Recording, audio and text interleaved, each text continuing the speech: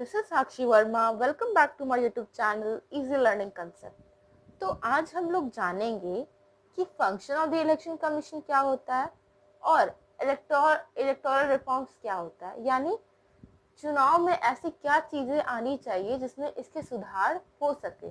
अभी तक हम लोग ने ये समझ लिया कि फ्री एंड फेयर इलेक्शन करवाने के लिए यूनिवर्सल फ्रेंचाइज है, राइट टू कॉन्टेस्ट है एंड इंडिपेंडेंट बॉडी है जो कि चीफ इलेक्शन कमीशन है, जिसके बारे में हम लोग ने कंपोजिशन और इसके आर्टिकल 324 में डिस्कस कर लिया था। ठीक है, तो आज हम लोग जानेंगे उससे फंक्शन ऑफ द कमीशन जानने से पहले कि स्पेशल मेजोरिटी का प्रोविजन क्या होता है। ये आपके बॉक्स में दे रखा है कि जो चीफ इलेक्शन कमीशन है उसको स्पेशल मेजोरिटी से रिमूव किया जा सकता है। ठीक है, तो इसीलिए स्पेशल मेजोरिटी का जानना इज वेरी इंपॉर्टेंट। ओके, ना स्पेशल मेजोरिटी, ठीक है, पढ़ेंगे आज हम लोग। Chief election commissioner can be removed before the expiry of its term by the president if both the houses of parliament make such recommendation with special majority। यानी जो हमारे CEC हैं, अभी के प्रेजेंट चीफ इलेक्शन कमिश्नर कौन है?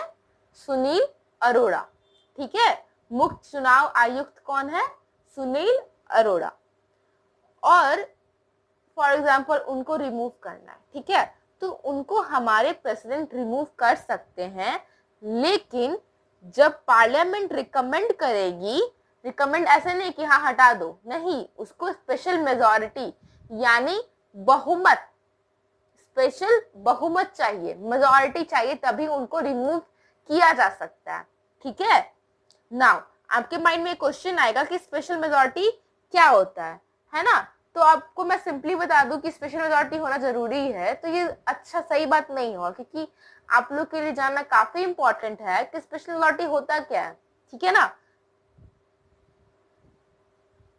So special majority means simple majority of total membership of the house and 2/3 majority of those present and voting। तो ये दोनों कंसेप्ट को अभी हम लोग समझेंगे कि ये क्या कहती है। तो स्पेशल मेजॉरिटी होने के लिए ये दो कंडीशन का फुलफिल होना काफी इंपॉर्टेंट है। स्पेशल मेजॉरिटी बोले तो 50% +1। ठीक है, इसमें ये मतलब नहीं है कि आपके सदन में कितने मेंबर्स उपस्थित हैं, कितने मेंबर्स प्रेजेंट हैं। फॉर एग्जाम्पल हमको सुनील अरोड़ा जी को हटाना है, एग्जाम्पल जो अभी हमारे मुख्य चुनाव आयुक्त हैं, ठीक है, तो उनके हटाने के लिए पहले क्या करना होगा? हमारी हाउस टोटल स्ट्रेंथ कितनी है? 545। तो इसका 50% +1 होगा 273 होगा। ठीक है, 50% होगा 273, इसका 50% होगा। तो इतना का सपोर्ट चाहिए ताकि हमारे चीफ इलेक्शन कमीशन को रिमूव किया जा सके। उसके बाद क्या चाहिए कि 2/3 of majority of those present and voting. ठीक है, तो दूसरा कंडीशन क्या है कि जब बिल के वोटिंग होगा तो 2/3 मेजॉरिटी चाहिए प्रेजेंट और जो कि वोट कर रहे हो। ठीक है, तो अब इसका कंसेप्ट समझो।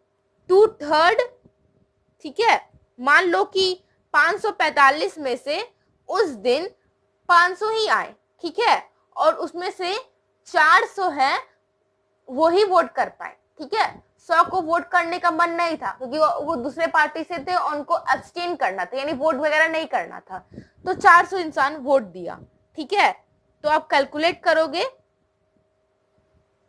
तो जो रिजल्ट आएगा उतना इसको चाहिए। ठीक है, यानी 2/3 और 400 जो मेंबर है वो प्रेजेंट है और वोट कर रहे हैं।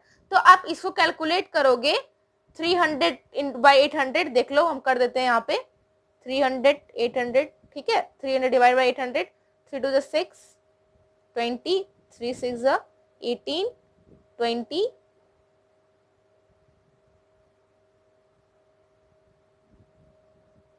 तो ऐसे बढ़ते जाएगा, तो 267 मान लेते हैं। तो इतना मेंबर्स का सपोर्ट चाहिए तभी हम अपने सीसी को रिमूव कर सकते हैं। तो इससे ये पता चलता है कि काफी क्वाइट कॉम्प्लेक्स कंडीशन है, ठीक है। तो इसमें समझ में आ गया कि उसके सपोर्ट के लिए अगर सब चाहते हो हटाने के लिए सबसे पहले सिंपल मेजॉरिटी चाहिए, यानी उससे कोई मतलब नहीं कौन वोट कर रहा है कौन प्रेजेंट है, इसे कोई मतलब नहीं है, उसको 50% प्लस 1 का सपोर्ट चाहिए, ठीक है, यानी 273 का सपोर्ट चाहिए बिल का इनिशिएशन के लिए। फिर अगर वोट करना है कि हाँ भाई हमारे सीईसी बहुत गलत काम कर रहे हैं, हमारे कॉन्स्टिट्यूशन के विरुद्ध काम कर रहे हैं, तो वोटिंग होगा फाइनल स्टेज में, तो उसको चाहिए 2/3 मेंबर जो प्रेजेंट है। मैंने बताया ना अगर 545 में से 500 मेंबर प्रेजेंट है, 100 मेंबर वोट नहीं करना चाह रहे हैं, तो 400 का वोटिंग लेना जाएगा, तो 400 का 2/3 चाहिए 267, तभी वो बिल पास होगा कि भाई जो हमारे सीईसी हैं उनको अब हटाया जाता है। समझ आया? तो अगर आप लोगों को समझ नहीं है तो वीडियो प्रीवियसली थोड़ा देख लीजिए, प्ले कर करके बैक का चीज, तभी आप लोग को अच्छे समझ में आएगा, ठीक है। तो ऐसा क्यों है कि स्पेशल मेजॉरिटी चाहिए? अगर स्पेशल मेजॉरिटी अगर नहीं हुआ तो रूलिंग पार्टी क्या करेगी, अपने अकॉर्डिंग सीसी को घुमाते रहेगी। अगर मान लो कि कोई सीईसी उनके अकॉर्डिंग काम नहीं कर रहा है तो उनको हटा सकते हैं। अगर स्पेशल मेजॉरिटी होगा तो ये तो होगा ना भाई कि हमारे जो इलेक्शन कमिश्नर को हटाया नहीं जा सकता according to their will of the ruling party, उनके अकॉर्डिंग तो हटाया नहीं जा सकता, ठीक है, समझ आया।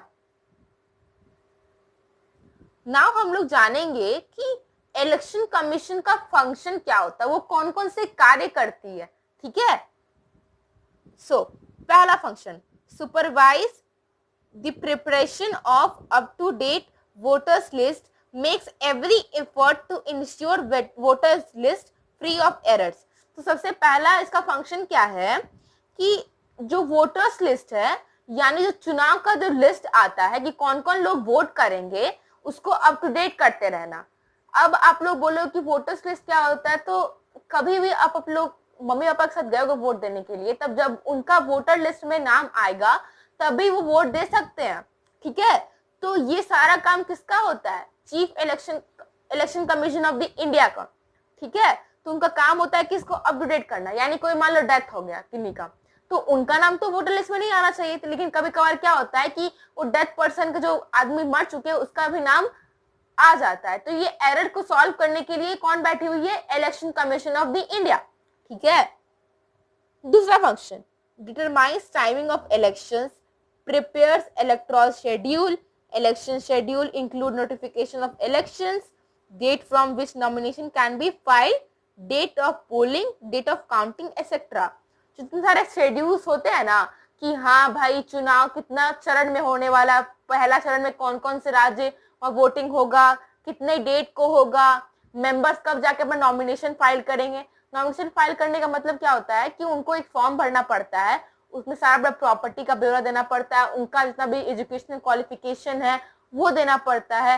जैसे कि कोई स्टूडेंट होता है ना, उसको फॉर्म भरने, कोई वैकेंसी फिल करने से पहले फॉर्म वगैरह भराया जाता है, इसी तरह से सारे कैंडिडेट्स है उनको भी नॉमिनेशन फाइल करवाया जाता है, उसमें सारा उनका एजुकेशन प्रॉपर्टी सारा का ब्यौरा होता है, समझे, ठीक है। तो वही होता है नॉमिनेशन फाइल करने का, तारीख हो गया, कब वोट देंगे, कितने तारीख को रिजल्ट आएगा, ये सारा काम होता है ईसीआई यानी इलेक्शन कमीशन ऑफ इंडिया का, ठीक है। Third function, during the process यानी जब इलेक्शन की प्रक्रिया चल रही होती है तब election commission have the power to take decision on free and fair election, can postpone और cancel election in entire country. तो ईसीआई का क्या काम होता है कि वो हर संभव प्रयास करती है कि हमारे कंट्री में एक फेयर तरीके से, एक ट्रांसपेरेंट बेसिस पे इलेक्शन कंडक्ट करवाया जा सके। इसके लिए या तो किसी कॉन्स्टिट्यूएंसी में वो इलेक्शन पोस्टपोन करवा सकती है। फॉर एग्जाम्पल लखनऊ का एग्जाम्पल ले लेते हैं। फॉर एग्जाम्पल वहां पे क्या होता है कि कुछ क्रिमिनल्स वगैरह आ गए और बूथ को सीज कर लिया, तो उसका क्या करेगी इलेक्शन कमीशन ऑफ इंडिया, वहां का जो इलेक्शन है उसको पोस्टपोन करेगी, बोलेगी कि बाद में इलेक्शन कंडक्ट करवाया जाएगा और वहां से कैंडिडेट का सिलेक्शन वगैरह होगा, ठीक है, थ्रू वोटिंग। तो क्या की, पोस्टपोन की इलेक्शन, या फिर वो पूरे कंट्री में इलेक्शन को कैंसिल करवा सकती है, उनके पास ये पावर है, समझे, ठीक है। Can postpone election in specific states और constituency on ground that atmosphere is not appropriate. या तो किसी क्षेत्र में, मैंने बोला ना, मान लो पटना साहिब का क्षेत्र है, उसने इलेक्शन को कैंसिल करवा सकती है। ये क्या है कि एटमॉस्फेयर वहां अप्रोप्रिएट नहीं है फॉर कंडक्टिंग दी इलेक्शन, वहां जो वातावरण है वो अनुकूल नहीं है चुनाव करवाने के लिए, समझे। इट कैन सॉरी तो इसका फिफ्थ फंक्शन क्या होगा कि it can implement model code of conduct for parties and candidate. ये जो है एक नॉर्म्स वगैरह लाएगी कि भाई पार्टीज को क्या डिसिप्लिन मेंटेन वगैरह करके रखना है, कैंडिडेट को मेंटेन करके रखना है, कोई भी जो भी कुछ ऐसा कुछ क्या कहते हैं इलेक्शन में कुछ अगर बोल दे, कुछ अपशब्द बोल दे, तो उन लोगों के लिए मॉडल कोड ऑफ कंडक्ट लागू किया जाता है कि भाई आप अपने डिसिप्लिन को क्रॉस नहीं कर सकते हो, अनुशासनहीनता बर्दाश्त नहीं की जाएगी, इसीलिए model code of conduct issue किया जाता है। ठीक है। Can order repoll in specific constituency, can also order recount of votes. तो किसी भी स्पेसिफिक कॉन्स्टिट्यूएंसी में वो ये बोल सकती है कि वहां पे वोटिंग फिर से होगा, या फिर ये भी बोल सकती है कि उसको अगर संतुष्ट नहीं है कि हाँ वो काउंटिंग ठीक से नहीं हुआ है, तो रिकाउंटिंग का भी वो ऑर्डर दे सकती है। ठीक है। सबसे लास्ट फंक्शन की it accords recognition to political parties and allot symbol to each of them. Now अगर कोई भी पार्टी, उसको मान्यता कौन देती है, वो है election commission of the India. उसको चुनावी चिन्ह कौन देती है, election commission of the India. For example BJP का कमल छाप है तो उसको सिंबल कौन दिया, election commission of the India. उसको मान्यता कौन दिया, election commission of the India. तो ये सारे इसके पावर फंक्शन होते हैं। इस टॉपिक में कुछ और बातें बताने को है, जैसे कि इलेक्शन कमीशन जब इलेक्शन होती है तो उनके पास काफी कम स्टाफ होते हैं, काफी कम ऑफिसर होते हैं। जितने सारे एडमिनिस्ट्रेटिव मशीनरी में जो लगे हुए हैं, आईएएस आईपीएस, इतने सारे स्तर के जो अधिकारी होते हैं उनको इलेक्शन प्रोसेस में लगाया जाता है। ठीक है। तो उनका जो पोस्टपोन होता है जब आचार संहिता लागू हो जाती है, ठीक है, तो उस समय इलेक्शन कमीशन के पास ये पावर होता है कि ट्रांसफर वगैरह कर सके। ठीक है, ये बात याद रखना आप लोग। ठीक है। कुछ सालों में जो हमारी इलेक्शन कमीशन है वो काफी इम्पार्शियल वे में काम कर रही है। ऐसा बिल्कुल भी नहीं है कि कॉन्स्टिट्यूशन में अमेंडमेंट लाया गया है कि उसका पावर फंक्शन को इंक्रीज वगैरह किया गया, ऐसा बिल्कुल नहीं है ना। जो हमारी इलेक्शन कमीशन है वो अपने पावर को अच्छे से यूज कर रही है और ये भी जानने की कोशिश कर रही है कि उसको कब सामने आना से क्या जुडिक्शन है, क्या पावर फंक्शन है, तो ये वो लोग जानने की कोशिश कर रहे हैं। इसी कारण से अभी वो इम्पार्शियल एंड ट्रांसपेरेंट वे में अपना काम कर रहे हैं। ठीक है। पास्ट 50 इयर्स में ऐसा बहुत सारे चैलेंजेस आए हमारे election commission of the India के पास। ठीक है। जैसे कि हो गया 2002 गोधरा कांड में, वहां पे पता है आप लोग क्या हुआ था, मुस्लिम लोग हिंदू लोग के बीच में कितना बड़ा एक राइट दंगा हो गया था। फिर पंजाब में क्या हुआ था, फिर जम्मू कश्मीर में मिलिटेंसी मूवमेंट हुआ था जिसमें सेपरेटिस्ट मूवमेंट वगैरह हुए थे, अलगाववादी मूवमेंट चला था जम्मू कश्मीर में। उस कारण से इलेक्शन कमीशन को इलेक्शन को पोस्टपोन करना पड़ा था ड्यू टू दिस रीजन, क्योंकि वहां पे काफी वायलेंट सिचुएशन था, दंगा वाला सिचुएशन था। तो इसीलिए it's not possible for election commission of the India to conduct election in that particular state constituency. ठीक है, समझ आया ना कि ज्यादा दंगा वगैरह होने से तो इलेक्शन कमीशन के लिए पॉसिबल नहीं हो पाता है कि वो इलेक्शन कंडक्ट करवाए, इलेक्शन करवाए, शुरू करवाए, है ना। जैसे कि हुआ जम्मू कश्मीर में, ये जो सारा सिचुएशन है ना, समझ रहे हो ना, पंजाब में क्या हुआ, जम्मू कश्मीर क्या हुआ, ये आप लोग 12th में पढ़ोगे। अभी डेप्थ में जानने की कोशिश मत करना क्योंकि 12th में आप लोग को बेहतरीन तरीके से पढ़ाया जाएगा। ठीक है। नाउ ये जानना बहुत जरूरी है कि अभी हमारी जो इलेक्टोरल सिस्टम है, चुनाव प्रणाली है, उसमें क्या सुधार लाना चाहिए, क्या रिफॉर्म्स लाना चाहिए। It is very important. कोई भी सिस्टम परफेक्ट नहीं हो सकता है, उसमें ऑलवेज सुधार की जरूरत होती है ना। तो इसीलिए सर्टेन इलेक्टोरल रिफॉर्म्स हमारे बुक में डिस्कस कर रखा है, जिसको अभी हम लोग डिस्कस करेंगे। ठीक है। तो कोई भी system of the election perfect नहीं हो सकता है क्योंकि डेमोक्रेटिक मैकेनिज्म में बहुत सारे चेंजेस आते हैं ताकि सुधार हो सके इलेक्टोरल रिफॉर्म्स में। पहला सुधार कौन सा करना चाहिए कि system of the election should be changed from FPTP to some variant to PR system so that parties get seats. Now, ऐसा सुधार लाना चाहिए कि FPTP तो हम लोग के सिस्टम में है, लेकिन कुछ PR सिस्टम की तरफ भी मूव करना चाहिए। ऐसा इसीलिए क्योंकि पार्टीज को प्रोपोर्शनली सीट मिल सके। अगर पार्टी 2% अगर वोट जीत रही है तो उनको 2% के हिसाब से सीट मिलना चाहिए पार्लियामेंट में और स्टेट लेजिस्लेचर में, विधानसभा में। इसीलिए काफी जरूरी है कि पीआर सिस्टम को बहुत हद तक अपनाना काफी जरूरी है। ठीक है, एफपीटीपी पीआर तो आप लोग समझ चुके क्या होता है, अगर नहीं जानते हो तो प्लीज प्रीवियस वीडियोस को देखिए। ठीक है, नाउ द सेकंड रिफॉर्म क्या होना चाहिए, special privilege to ensure that 1/3 elected to parliament, 1/3 sorry यहाँ पे वुमेन होना चाहिए। ठीक है, बाय मिस्टेक हो गया, sorry. Special privilege to ensure that 1/3 women elected to parliament legislation, यानी कि 1/3 जो है वो सीट उनके लिए रिजर्व करने चाहिए वुमेन के लिए पार्लियामेंट में और विधानसभा में। ये हम लोग बचपन से पढ़ते आ रहे हैं कि इसका बिल अभी तक लटका हुआ है। हमारे जो पार्लियामेंट में और विधानसभा में काफी कम सीट्स हैं जो वुमेन जीत पाती है, तो इसीलिए ऐसा प्रोविजन लाना चाहिए ताकि 1/3 ऑफ द वुमेन को भी मौका मिलना चाहिए, क्योंकि आफ्टर ऑल वुमेन भी एक डिप्रेस क्लास ही है ना, इसीलिए काफी इंपॉर्टेंट है। हालांकि लोकल सेल्फ गवर्नमेंट में 1/3 है वो वुमेन के लिए रिजर्व कर दिया गया है। ठीक है, strict provision to control role of money in politics, ये सबसे इंपॉर्टेंट है। क्यों? क्योंकि बहुत सारे पॉलिटिकल पार्टीज पैसा बहा देती है इलेक्शंस में, चुनाव में एकदम पैसा का एकदम जबरदस्त यूज करती है जनता लोग को लुभाने के लिए। इसीलिए स्ट्रिक्ट मेथड बनना काफी जरूरी है ताकि इस पर लगाम लगाया जा सके, क्योंकि जब अगर रूल ऑफ मनी आ गया तो वहां हम ये नहीं कह सकते कि वहां पे इलेक्शन इम्पार्शियल मैनर में हो रहा है। इसीलिए मनी का पॉलिटिक्स में होना काफी एक कर्स है ना। जब मनी की बात आके तो हम ये नहीं बोलेंगे कि वहां डेमोक्रेटिक है, वो क्या हो जाएगी, अनडेमोक्रेटिक हो जाएगी। इसीलिए स्ट्रिक्ट प्रोविजन बनाना काफी इंपॉर्टेंट है इसके रिगार्डिंग। ठीक है, candidate with any criminal case should be debate from contesting in election, अगर किसी भी कैंडिडेट के खिलाफ कोई भी क्रिमिनल केस है तो उसको इलेक्शन कॉन्टेस्ट करना नहीं देना चाहिए। हमारे बहुत सारे एमपी एमएलए ऐसे हैं जिनके खिलाफ कोई ना कोई क्रिमिनल केस तो चल ही रहा होगा। फॉर एग्जाम्पल नीतीश कुमार के खिलाफ भी केस चल रहा है, ठीक है, लेकिन अभी तक वो प्रूफ नहीं हो सका है, इसीलिए अभी तक वो जेल नहीं जा सके। ठीक है, तो इसीलिए इसमें ऐसा होना चाहिए कि कोई भी क्रिमिनल बैकग्राउंड वाले इंसान को इसमें पार्टिसिपेट करना नहीं देना चाहिए। ठीक है, ऐसे बहुत सारे नेता हैं, समझे। यहाँ पे मैं स्पेसिफिकली नीतीश कुमार को नहीं कह रही हूँ जो कि सीएम है बिहार के, ऐसा बिल्कुल नहीं है, उनके खिलाफ केस चल रहा है, इसीलिए मैंने वहां पे एग्जाम्पल दिया। ठीक है,